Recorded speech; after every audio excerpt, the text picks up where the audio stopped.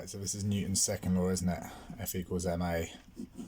And it's also, this one is, I think, going to involve some Suvat. I hope. I hope. Right, so the first thing we want to do always is draw a picture. Do you notice how last time I drew a picture without reading the question, and the picture actually answered most of the question anyway? So there you go. A box of mass 0.8 rests on a rough horizontal table. So we've got 0.8. It's on a rough table, and it's attached to one end of a light inextensible string.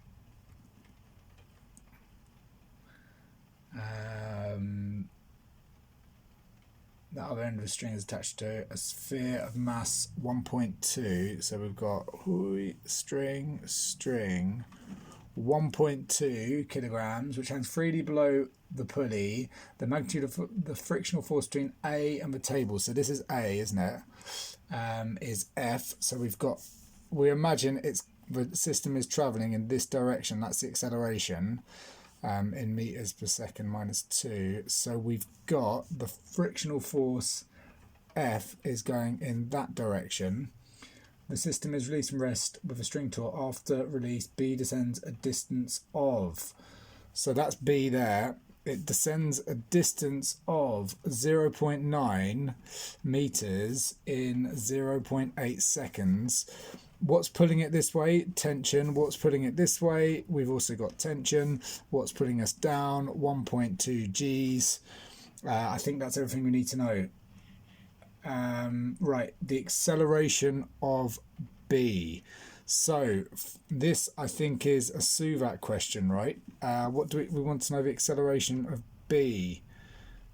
So we know that it starts from rest. U is equal to 0. It travels a distance of 0.9 in a time of 0.8, and we want to know the acceleration. S equals ut plus half at squared. So 0.9 is equal to, u is equal to 0, so we get 0 times 0.8 plus a half times a times 0.8 squared. If we rearrange that, that's just 0, to make a the subject, we get 1.8 over 0.8 squared is equal to a, which is equal to, use the calculator now, 1.8 divided by, what's that, 0.64. 45 over 16, which is, what's that, 2.8125 meters second minus 2. Okay, the tension in the string. So I guess we can use B to find this. Now we know the acceleration, so because we've got all the forces for B, haven't we? We could use A, but we've got tension and the frictional force, so we've got two unknowns, whereas this one we've only got one unknown. So let's do it about B. So F equals ma. It's moving, that's the direction I'm going to take to be positive. So we've got the resultant force, remember that is the resultant or the total force. So we've got 1.2 G minus the tension is equal to the mass of B times the acceleration, 2.8125. If we rearrange that to make T the subject, we get 1.2 G minus 1.2 times 2.815 is equal to T. G, remember, is equal to 9.8 unless we're told otherwise. Great. So that's equal to 1.2 times 9.8 minus 1.2 times, and just put answer. So we get, that's interesting. Well, we've got a negative there. I get minus 294 over 125. Why is that negative?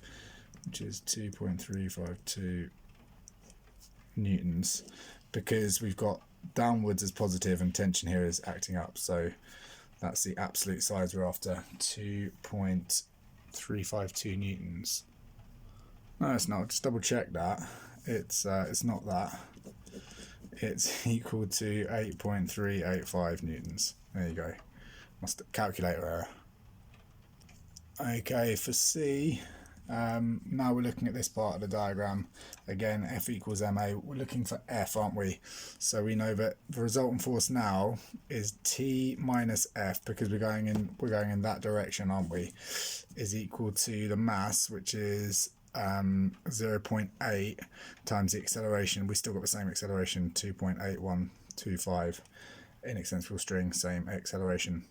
But we know what tension is. It's 8.385 minus F, the frictional force, equal to 0.8 times 2.8125. We rearrange that to get F is equal to 8.385 minus 0.8 times 2.8125. I'm beginning to wish I'd stored that number now, which I didn't do. Not that it takes too much more time. So we get F is equal to 6.135 newtons. There we go.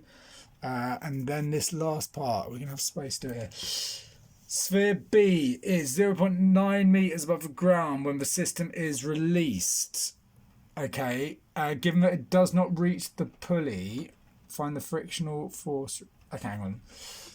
Given that it does not reach the pulley, so that distance there is bigger than 0.9, bigger than 0.9, and the frictional force remains constant. Find the total distance travelled by A. Oh, it's okay. So, right, got you. So, what happens is, so we've got A. So let's keep this all in that picture. We've got A is going along, isn't it? Starts from rest. We're going to need a new picture in a second. U equals 0. A is equal to 2.8125. That's what I wish I'd stored. And then it moves the distance to 0.9. And then we want to know what its final speed is, right? And then that final speed will become our new speed, our new initial speed in new diagram. That's what's going to happen. Right, so should we find out that first? So we've got v squared equals u squared plus 2as.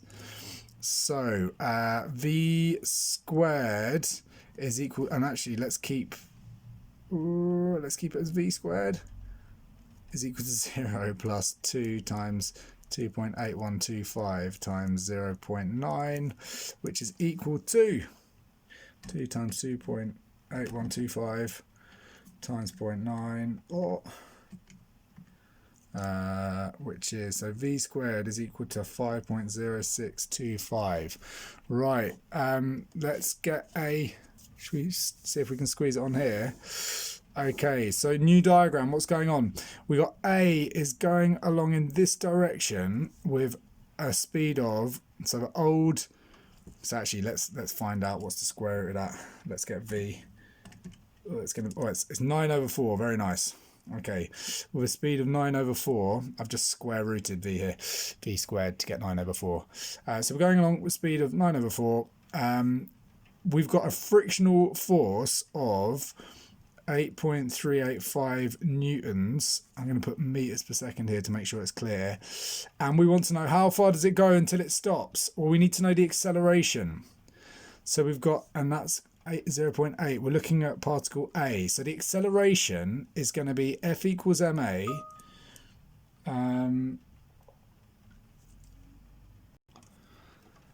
So the force is 8.385, which is equal to the mass 0.8 times A. If we solve that for A, we get 8.385 divided by 0.8, which is equal to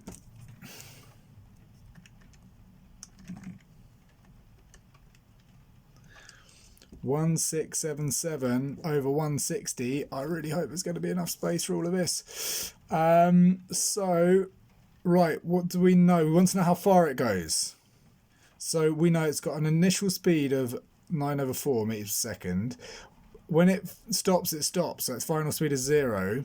The acceleration is, let's take this way to be positive, in which case the acceleration is negative. So that'll be negative, whatever, negative, negative. Minus 1677 over 160. And we want to know S. Question mark. So V squared equals U squared plus 2AS again. And solve that for S. So we're going to get 9.0 is equal to 9 over 4 squared plus 2 times minus 1677 over 160 times S. And if we solve that for S, we get, we know 9.4 squared is at 5.0625. What? 5.0625.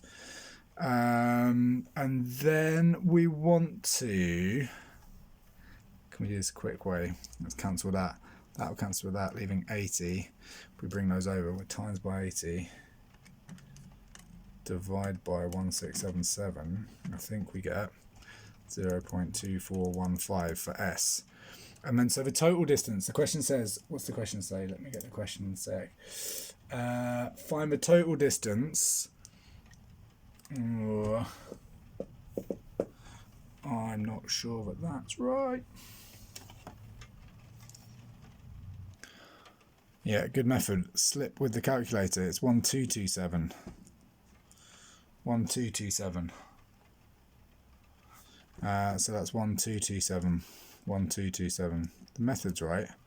And we get an S of, when I redid that, got an S of 0.33. So total distance is equal to, so it's that plus the 0.9 from before, 0.33 plus 0.9, which is 1.23. There you go. What are the key things from that? Like new situation, new picture, new acceleration, which is that. Okay, hold on guys.